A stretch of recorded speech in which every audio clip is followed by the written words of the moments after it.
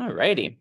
Well, welcome, Mr. DeFoor. I also wanted to, just for the sake of this being posted, I'm just going to briefly share my screen really quickly so that we can see, and folks who might watch it can just see kind of this information. So I will close this out in just a moment once the students come up. Okay. All right. Welcome, Mr. DeFoor. Thanks so much for making the time for this interview with our Queer Studies class at Central High School. I know you're in the midst of a re-election campaign for Pennsylvania Auditor General, so I think you're in Harrisburg today, so thanks so much. This is part of a series of candidate interviews with PA Youth Vote and the Committee of 70. And we have 10 students today who are going to come up, sit kind of where I'm sitting, ask you a question, and then kind of return to their seats. So there'll be a few different students. They brainstormed questions yesterday, so they're looking forward to it. Yeah, and sorry that I can't be with you in person. The one thing about running for re-election is that I still have work to do here in Harrisburg. So or unless so in other words, I would be with you today, but either way, thank you for having me. Yeah, no, we understand. All right, let me close out of the screen sharing and pin your video or your screen. All right. All right. I think we are all set up to go. All right. So our first question is from Sanaya. Good morning. We had Good our morning, first Sanaa. How are you? good. Our first question was, what is the job of an auditor general? How has it changed over time? That's a good question. Well, the number one job of the Auditor General is to make sure that our tax dollars, because everybody who gets a paycheck pays state taxes. It goes to reported to the Department of Revenue, and it's then paid to the treasurer, and then dispersed to different state departments or different entities who do work on behalf of the state government. My job is to make sure, one, that the tax dollars are being spent the way they're supposed to be spent. Tax dollars, they all have strings attached to them, which means that they're to be spent in a certain way. And that programs that the state funds, those programs are supposed to work the way that they're supposed to work. My job is to make sure that that happens. And how the role has changed over the years is we follow auditing standards, and we also get audited. I get audited by the governor's office and by an outside group. So we have standards that we have to follow. And those standards, some standards change every 6 months, and other standards change every few years. So we constantly have to keep up with those standards. And the standards, in a lot of cases, are require us to do more. So that's the one way how the department has changed over the years. With the more standards and the laws that come out of the legislature, we have to follow those laws and we have to follow those standards. So that's pretty much how it's changed over the years, by following those new laws and new standards. Thank you. You're welcome. Thank you for asking the question. Hi. Hi, how are you? Okay, so my question, And you are? Pat. Hi, Pat. How are you? I'm good, thank you.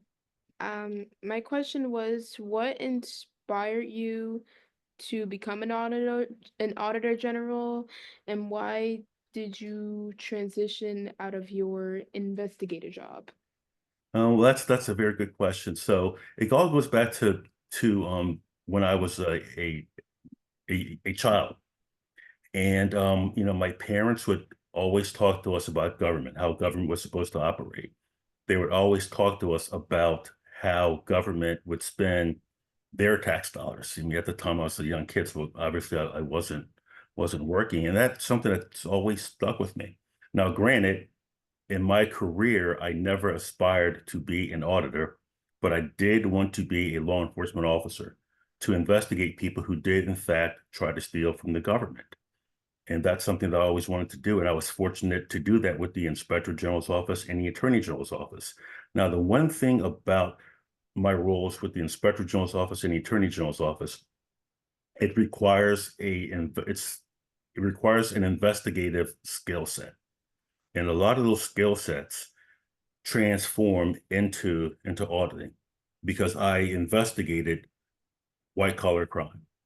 And I've always investigated white collar crime in my entire career. And that same skill set transferred into auditing. And the reason why I chose auditing is, if there is a problem, as opposed to if someone committed a crime, arresting them, my transition in life or my career, when there was a problem, I liked identifying what the problem is, but more importantly, I liked coming up with a common sense solution and how to fix the problem. The one thing about audits, whenever you hear audits, that someone's being audited, people look at it as being something bad. It was never the intention. The intention of an audit was to make sure that certain things, certain systems and processes were in fact working. And if they weren't working, you identified a problem, and whoever you're auditing, you work with them to come up with a common sense solution to fix that problem. And that has kind of gotten away from us, but it hasn't necessarily gotten away from me. So that's why I made the transition. I liked to, if there is a problem that's identified, I'd like coming up with a common sense solution and how to fix the problem. Okay, thank you. Thank you.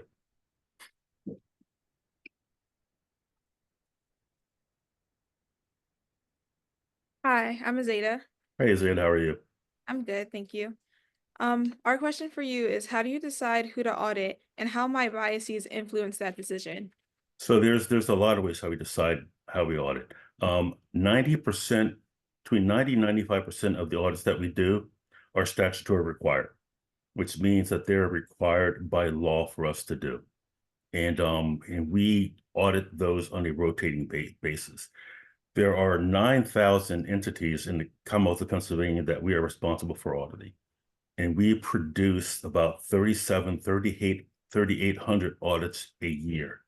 And so we have our required audits that we do on a rotating basis. And the rotating basis could be every 2 or every 4 years.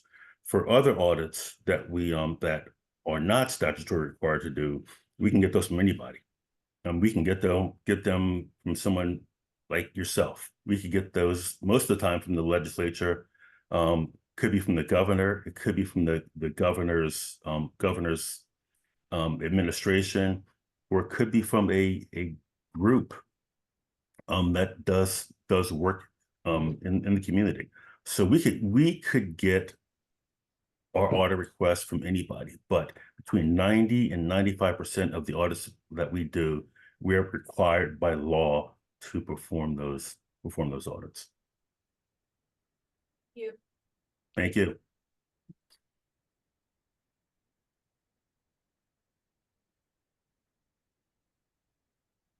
Hi, I'm Jasmine. Hi, Jasmine. How are you? I'm good, thank you.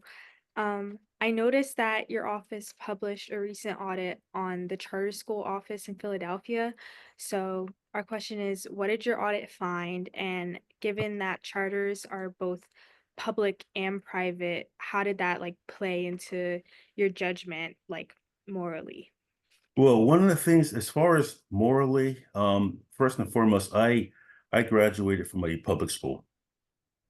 But as far as that particular audit, that was, and I spoke earlier about how we get our audits. So there were a group of concerned citizens in Philadelphia that came to us with regards to concerns they had with regards to charter schools in Philadelphia. In particular, how Black charter schools were in fact being treated.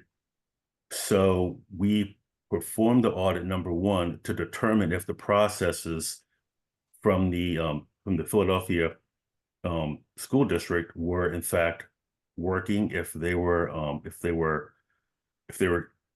issues with regards to how they selected schools, charter schools, to be renewed, and also to determine if in some charter schools, if there's some type of racial bias with regards to how they selected students for their charter schools. So those were some of the things that we looked at with regards to that audit. But again, it goes back to how we get our audits, and that was from a group of concerned citizens in the city of Philadelphia. And what the audit found that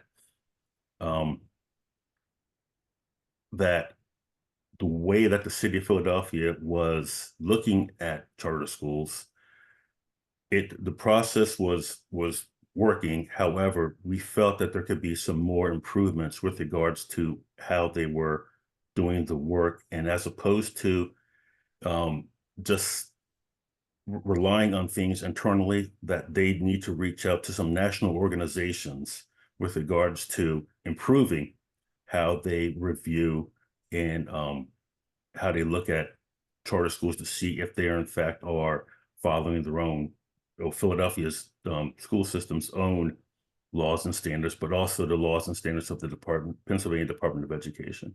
So we just made some recommendations with regards to how they can improve some of the things that they're working on.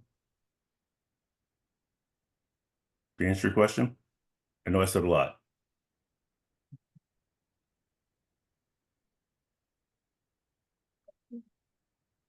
Hello. Hello. I'm Cairo. Hey, Kyra.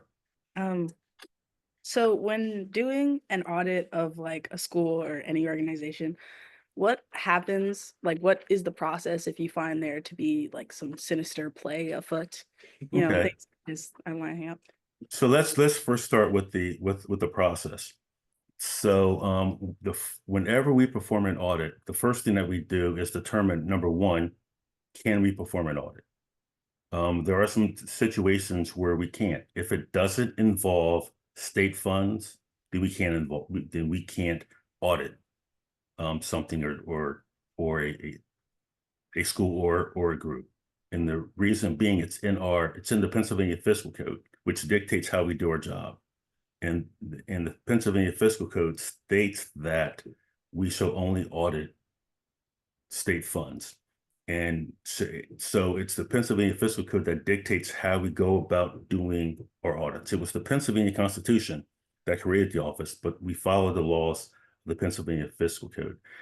If there is any type of, and I assume that you're talking about if we have belief that that fraud has taken place, is that so? If we believe that fraud has taken place, there's one of three things that happens. We always refer to law enforcement, and law enforcement will do one of three things. One, they will say that, well, there isn't enough here to prove that fraud has happened, so we're kicking it back to you. Meaning the Department of the Auditor General. Two, they may say, well, we think there may be something here, so let's work on it together. Or three, there's definitely been fraud that's been committed. We're going to take it from here, do the investigation. Please cease what you're doing, and we'll call you when we need more information. So either they're going to tell us there's not enough, work with us, or we got it from here, please stop what you're doing. But either way, if we have a belief that fraud's been committed, we refer to law enforcement. Thank you. You're welcome.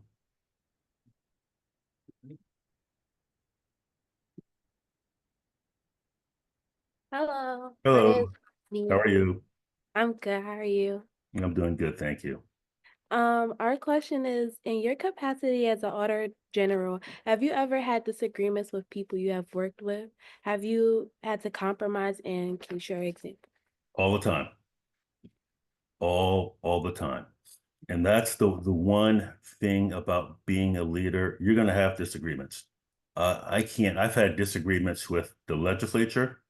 I've had disagreements with the governor. I've had disagreements with my own office. But one of the things that you have to do, you have to, if you truly believe that you need to take a step with doing something, then you have to decide as a leader whether it's the right thing to do. One of the things is that your staff is always going to try to protect you. And my personal feeling has always been just about doing the right thing. But in the world of auditing, especially in the world of politics, you're constantly going to have disagreements. So to answer your question, yes, I've had disagreements with everybody, but you have to come up with a rational approach and a rational solution with regards to what you're going to do next. Thank you. You're welcome. Thank you.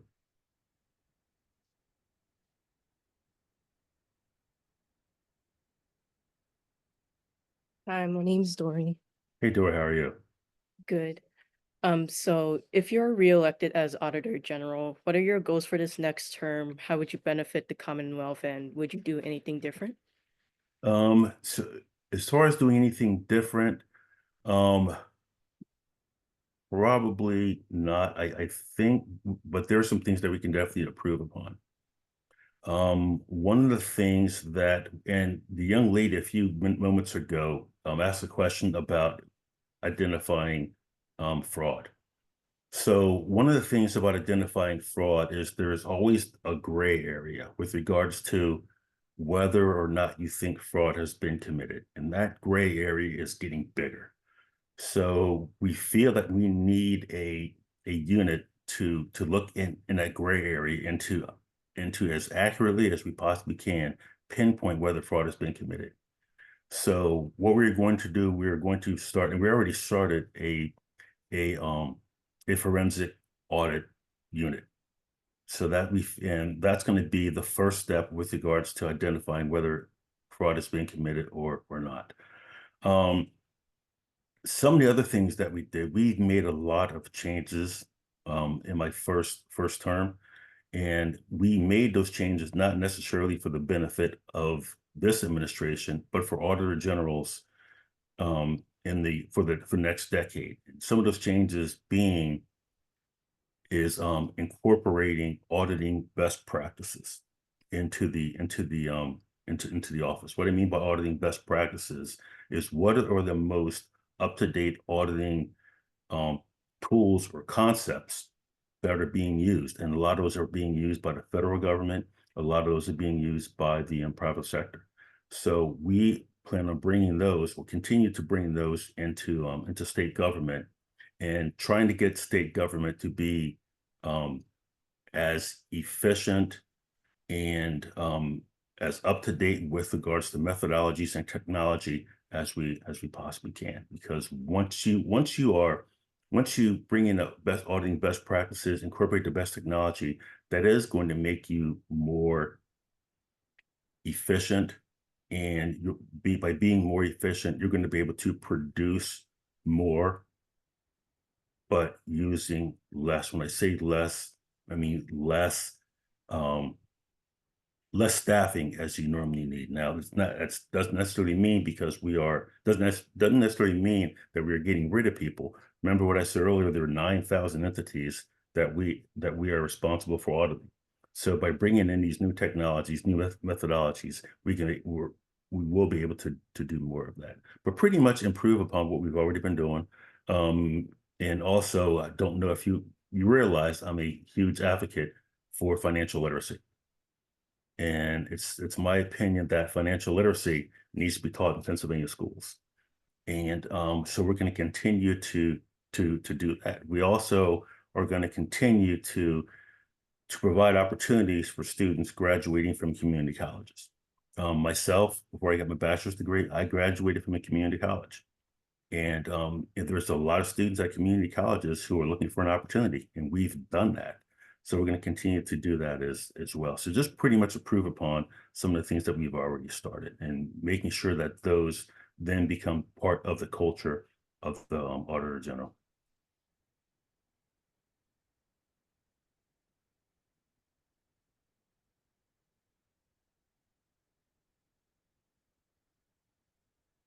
Hello.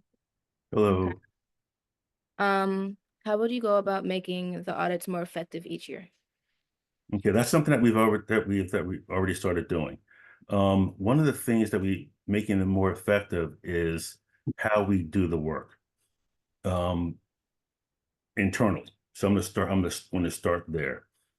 So back in the day, whenever audits would be written, they would point out that somebody did something wrong. We've rewritten our audits to say that, okay, we've identified a problem. Here's how you fix the problem. But we've also streamlined the processes by being 100% paperless in what we do, by using the most up-to-date auditing software and computer programs to where everything is now more neatly organized. And by being 100% paperless, using up-to-date auditing software, by incorporating all those, it makes us a lot more efficient with regards to how we are doing our work. And when you're, as you all know, when you're a lot more efficient, that means you can get a lot more done. So that's something that we already started doing, and something that we're going to continue to do in the second term.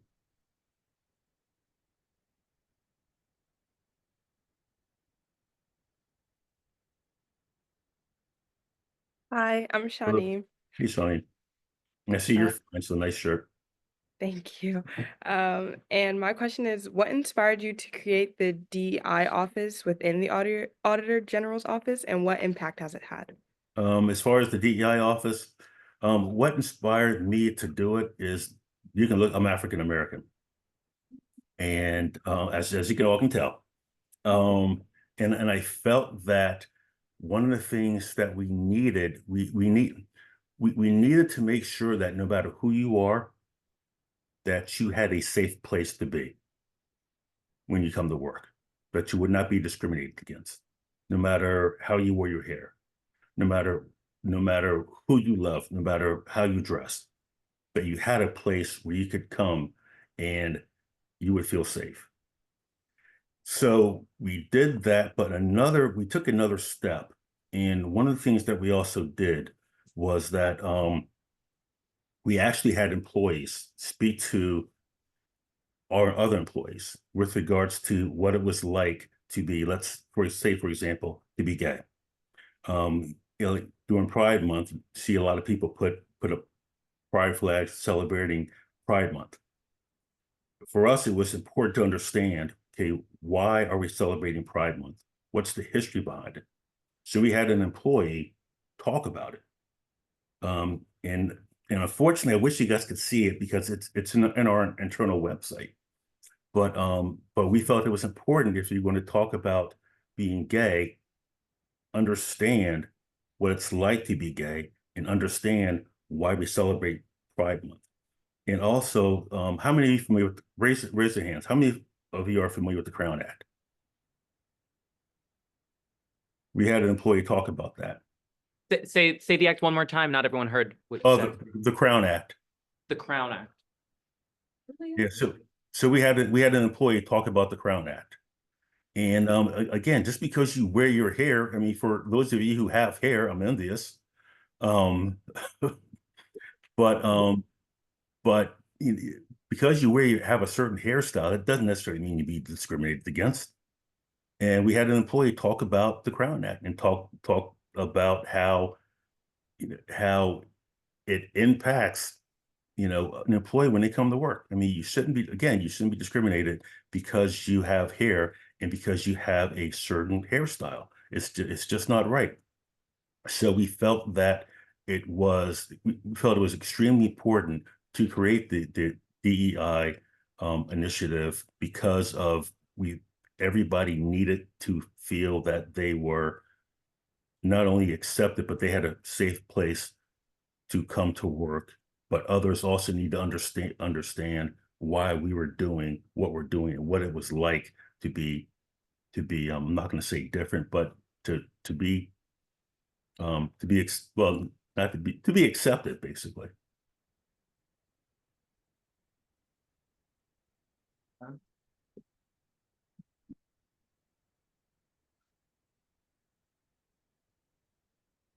Hi, I'm Adonis. Hey, how are you? What do you like and dislike about being Auditor General? What do I like about it? I like the work. I mean, I've been doing this type of work my entire career. And again, not every kid aspires to want to be an auditor, but I started out in law enforcement and I made a transition. So I just like the work. What I hate about it, I hate politics. I mean, I used the political vehicle to get to this office. And if I didn't, if I had to apply for this position, I would. But I hate the political climate that we're in today. And it's not why I got into doing what I do. But as far as the politics, we're just not at a good place. And I hope we will get back to a place that's where everybody treats everybody else with respect. And that we can agree to disagree without calling each other names. But that's the one thing I hate about the position is that, whenever we produce an audit, especially some of our bigger audits, there's always a political angle to it. One side loves it and another side will hate it, even though the audit was meant to just identify what was happening with taxpayer dollars. Hello, Mr. DeFoor. I'm back. I think right. I forgot to introduce myself last time. I'm Mr. Palazzolo, Nick. Right. That was our last question, I believe. But if we have a couple moments, I'm not sure if there are any follow-up questions. So is there anybody who has a follow-up question? Mani? Yeah, great question. Did you hear that? No, I So can't hear. the question from Mani was, how often does fraud occur? Like, how often does your office find examples of fraud? A lot. It happens a lot. And it's more and more frequently. I mean, for example, we audit like volunteer fire companies. And we provide funding to volunteer fire companies. And I'm not saying that there's anything wrong with volunteer fire companies, but when you have some of these groups that receive state funding, and there's normally one person who's responsible for all the funds, that's a problem. And so one of the things that we're starting to see is that more and more people are starting to pocket funds for themselves. And that's something that is starting to happen more and more frequently. So there isn't a time where we don't identify fraud, but it happens a lot. Happens a lot. Thank you. Another question? Do you think that being Black has set you back in the job at all? I'm sorry. I can repeat the question. Jasmine's question was, do you think that being Black has set you back in the job at all? Got it word for word. I don't think it has. I mean, there's some people who, let's face it, there's some racism that's out there. And when people see me, most of them respect who I am and respect my experience. I mean, I work my tail off to get to where I am. But you're always going to have those individuals who see a Black man before they see Auditor General. So there are times when that does in fact happen. Not often, but there are in fact times when that happens. I mean, one of the things that I do as far as going out and doing the audits, it's most of the time it's my auditors that are going out there and doing the work. I mean, when I say we produce 30 audits a year, I'm not doing those. I'm the one signing off on those audits at the end. But sometimes when we report the findings, I'm doing a press conference talking about it, or I'm out in the community. I'm always out and about. You have those instances where people look at you funny because of who you are, and that's one of the reasons why we have the DEI initiative, is for reasons just like that. So it happens occasionally. Thank you. Alyssa? If you weren't reelected, would you like continue doing something similar, or would you just like retire? I would do something similar. Oh, you heard the question? Yeah. Okay, Yeah, go ahead. I would do something similar. Again, I love the work. And one of the things that I actually miss in this position, you can't get too involved with the work because you have to sign off on it at the end. And you can't, really get involved with the work, then sign off on the work that you've actually done or reviewed. So if I didn't get reelected, I would go back to doing what I continue to do what I'm doing because I actually like what I do. Yeah. Azeda? I was just wondering, like, what are the different programs that you have for the community college graduates, and was that like inspired by your own experience at community college? Yes, I think I heard that one. So yeah. So to answer your question, yes, my experience at a community college, it inspired me to do the programs that we're doing now. Community college saved me. I wasn't a good student coming out of high school. I wasn't a good student going into community college. And I graduated from Harrisburg Area Community College. And I was just in Philadelphia, in fact, at the community college in Philadelphia. So it was a community college professor that took me aside, worked with me, and gave me the confidence to realize that I could be a good student if I did the work. So yes, everything that we're doing with regards to the community colleges inspired me to do what we do with community colleges, and we went to all 15. As far as the program, so we kind of have two programs for community college students. One, if you are a community college graduate and you major, and it could be math, could be accounting, it could be business, it could be finance, it could be IT. You're eligible to come work for us. Normally, what it would be if you had to have a 4-year degree in accounting in order to work for us. But, we kind of realized that there's some pretty bright students graduating from community colleges, and they're ready for the workplace.